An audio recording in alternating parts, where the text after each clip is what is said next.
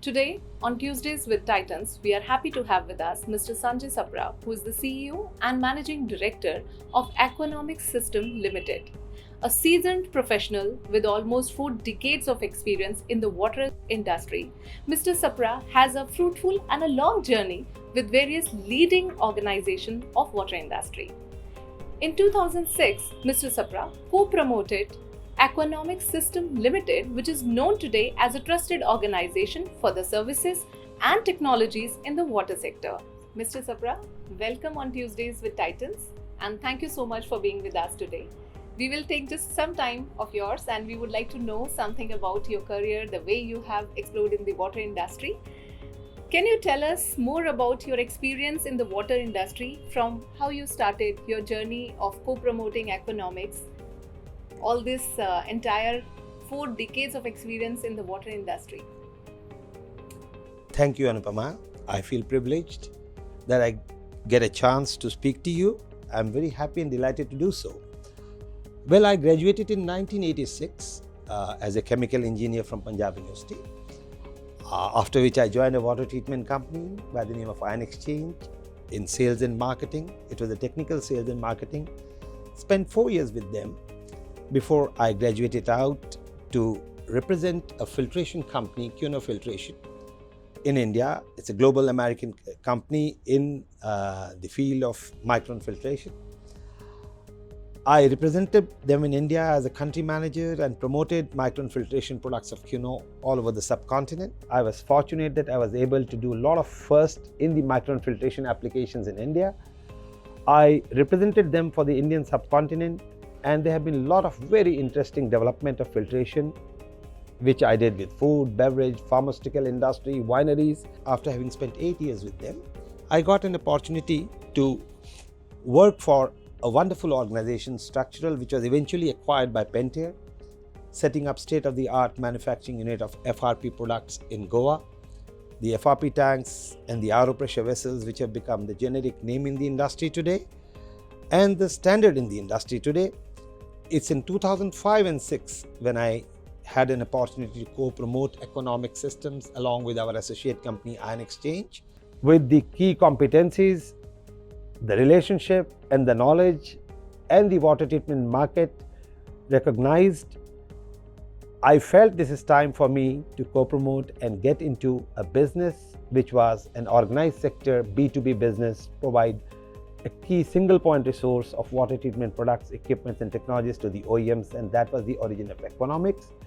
Been 18 years and a good growth. Today we are a respected and an acceptable organization, well felicitated by many people in the country, and I feel proud that we've been able to make a small little success story for ourselves. So this has been my career over the last 38-40 years, been a water professional all my life.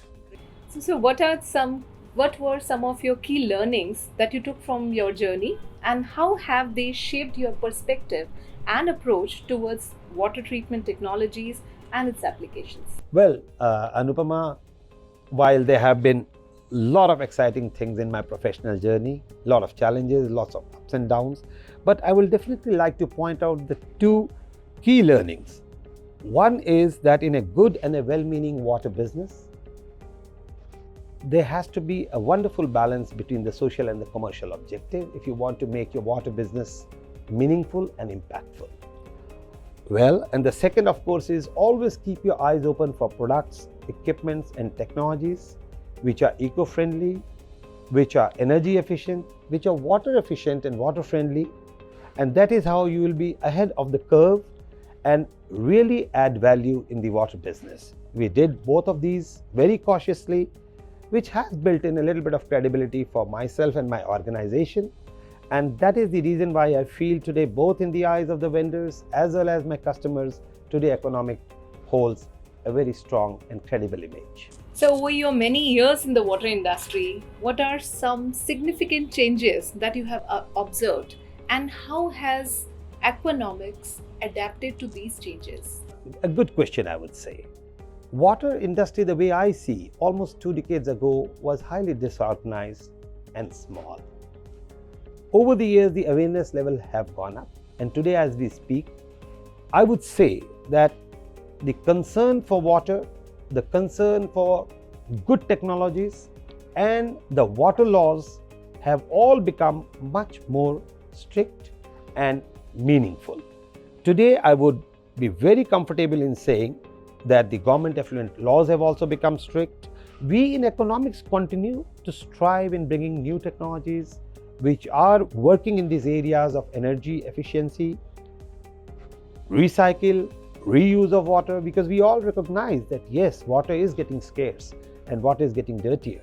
So I would say that industry has become far more serious today, and the industry has grown. So and it is ready to imbibe a lot of new technologies in the areas of wastewater, water recycling. Are there any innovative technologies or practices which are being adapted by Aquanomics and are also being implemented? Oh, of course, yes. As I just told you, it has always been the endeavor of economics to bring in cutting-edge new technologies which are eco-friendly, which definitely look into the aspects of water reuse, water recycle. We continuously work on it. At this given moment of time, I am personally very passionate about introduction of a very highly energy efficient water pump, water heating pump to be precise, which is on a new inverter technology. So new technology introduction will bring down the energy consumption by almost 50% and more. It has a lot of other advantages. The very fact that it is saving more than 50% energy is a huge advantage. In addition to that, working on new chemicals in disinfection, liquid chlorine dioxide to overcome the traditional carcinogenic, difficult to handle hazardous chemicals like hypo, like TCCA, chlorine gas. So we would like to introduce such chemicals which are friendly to use and definitely far more convenient. So these are the two we are working on economics right now, Anupama, and I'm sure that they will also have an impact in its own way in the industry. Certainly, sir, certainly. And so what is the advice which you would like to give to the young professionals who are entering the water industry now? Well, I very strongly believe in a young professional, if he really wants to become a water professional, it is important for him, number one, for respect of continuous learning. He needs to update himself with the new technologies. He needs to update himself with whatever latest is happening in the water industries, the laws and bylaws. This will definitely help him to excel in his career. Second, of course, one cannot sidestep networking. Networking is also extremely important. You meet professionals, you meet important professionals in the water industry, your seniors, leaders. They will help you, they will mentor you, and this will definitely help you in your career advancement. Passion for sustainability. If a youngster wants to become a true water professional, he needs to feel from heart. Sustainability is something one cannot just talk about it. There has to be a passion. And this passion needs to be developed, how to conserve water, how to save water, and how to be responsible towards the water use. Definitely, and finally, innovation and embracing innovation. Always keep your eye open for the new innovative technologies which can do justice to your country. These are my few takeaways which I would say the youngsters should look into. A small piece of advice from my side. According to you, what are your key contributions to the water industry as you devoted almost 4 decades to the industry? 4 decades, it looks like a lifetime now, but I still have a long way to go. Anupama, good question. Well, right from the beginning, when I had become a young water professional, joining Ion Exchange, I was deputed, in one of the villages in the National Drinking Water Mission. That was way back in 96, 97, doing all the survey and trying to find out where exactly we can get drinking water to those areas in remote villages where people had not even seen sweet water and not had the privilege of drinking sweet water in the deep interior villages of Rajasthan. I tried to remember that those were my best days. when I try to do survey and try to find out how possibly we can help those people who need the most. But coming back to my contribution, special point of view disinfection system, which I worked on for Coke and Pepsi while they were trying to launch the dispensing machines in the country. It was so well received that it eventually was taken global, and most of the Southeast Asian countries were using my design point of views filtration cum disinfection system for the dispensing machines. Second, it would be unfair if I don't attach importance to the introduction of my contribution in the introduction of non-corrosive material of construction in the Indian water industry, which was dominated by steel. So the introduction of FRP, which is now the standard in the industry, there has been my contribution. Of course, in addition to this, I would say I have been privileged to be a part of the team which introduced desalination and reverse osmosis in the country way back in the year 1986-87, a privilege in ion exchange when we introduced reverse osmosis in India. So these are few of my contributions to my country. Also, what are the changes do you expect in the water industry in next 1 decade? Well, we all will understand water is getting scarce, water is contaminated, getting dirtier by the day, and our population is increasing. So where does this lead to? More demand, less supply. So there is a huge challenge on the depleting freshwater resource. So recycle, wastewater recycle, effluent recycle, seawater treatment, desalination are the areas which will continue to grow this decade. And I would say the sewage recycle, both for the sewage use in the domestic applications in the rural and urban area, will also continue to demand a lot of attention in the coming decade.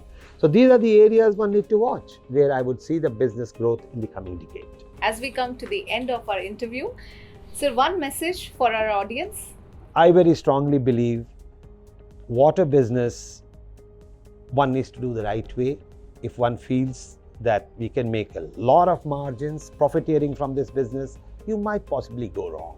But if you do the business the right way, you would see it will be a very satisfying business. So when I say right way, one cannot take the ethical conduct out of this water business.